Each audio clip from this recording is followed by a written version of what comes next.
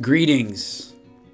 Today I want to focus on 3 words. Turn from your wicked ways. Now I know that's more than 3, but in the Hebrew, there's 3 of those words that are really, really important to understand what God is trying to, I think, transplant into our hearts and our minds.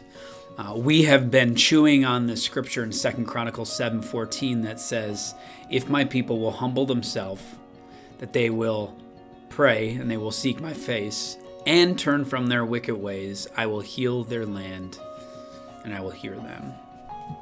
And again, that's a paraphrase from me. You can go ahead to that portion and read it in the full context.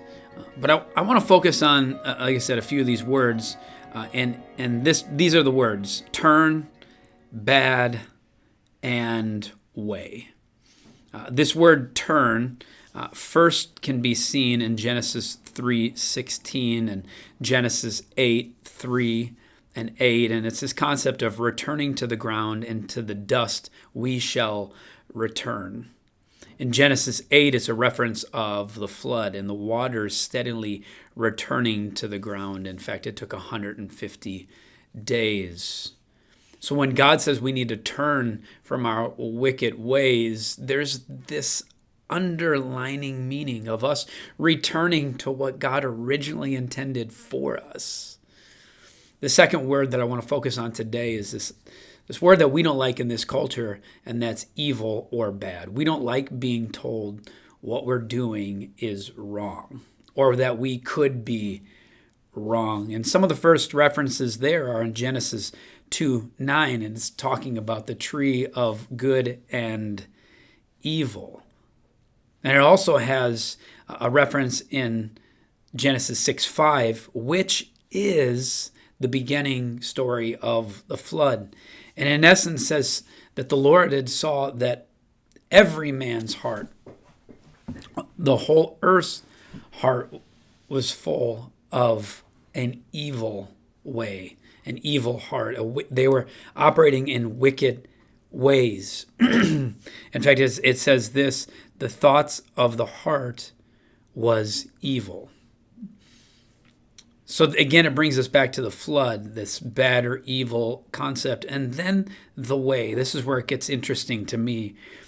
Genesis 3:24, it says God drove man out of the garden, and angels guarded the way. And then it makes a reference in 6:12 about the flood, and it says God saw all flesh had become corrupt in their way. And so find this: the fall of man and also the flood of the earth. God is speaking on all 3 of these words. But listen here. God doesn't just send us out of the garden, and he doesn't just flood the earth because we're wicked, but because God tells a bigger story, and the bigger story can be seen in Genesis 18:9, and it says this: I have chosen him that he may command his children to keep the way of the Lord. Here's my thought.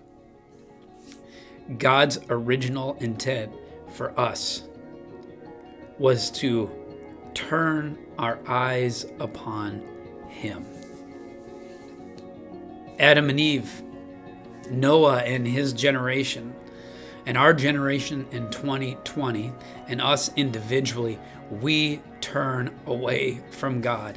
It's natural. It's what we do.